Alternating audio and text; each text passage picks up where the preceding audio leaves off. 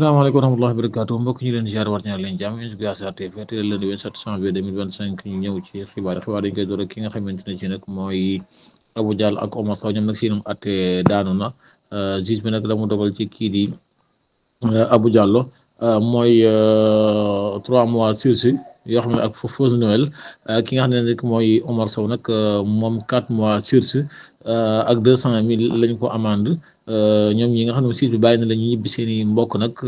siis bi dana continuer di leen tegi bët Omar Sow sax moom wax na ne moom bis buy commentaire ci wàllum politique dana xoolaat ay kàddoom donte moom yàlla dénk na ko jabaru tukkulóor ak jabaru séeréer mu ne bu ëllëgee daal dana xoolaat ay waxam ñoom daal moom ci xibaar bi moom sukkandiku nañ ko ci